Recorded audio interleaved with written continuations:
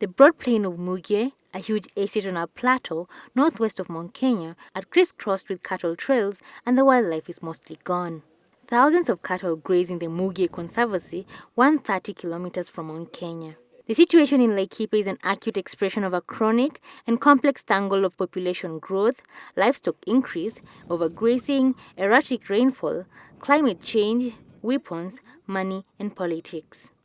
20 years of a lot of time, effort, sweat, a lot of money. It's fallen apart in 2 weeks, literally destroyed.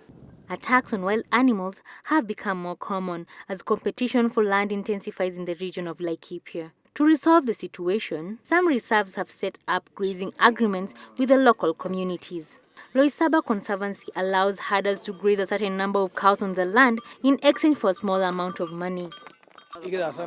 We are neighbors with Loisava. We have a stake in it, but some do not care about being good neighbors. I am willing to pay to feed my cows and help my environment. But during times of drought, this exchange can quickly break down. And if the conservancies aren't protected, some fear they'll become deserts. A recently published 4-decade study by the International Livestock Research Institute in Nairobi uncovered catastrophic, widespread declines in Kenyan wildlife as herds of livestock displace wild animals. The report blamed policy, institutional, and market failures and said regulation was needed to reduce livestock numbers, which have increased 76%, while wildlife fell by 68%. There's a pretty apocalyptic kind of vision that will end up literally with lots of people, pastoralists, communities, left with no rangeland whatsoever to access, livestock dying off, no food because they rely on their livestock for their food and all the rest of it.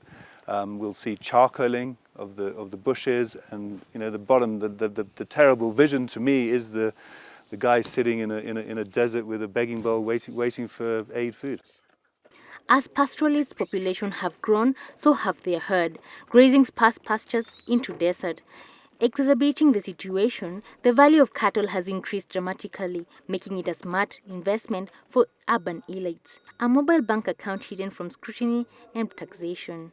The solution, according to leaders here, is coexistence, talking, dialogue, recognition that resources are limited, and working out how to equitably divide it between wildlife and livestock.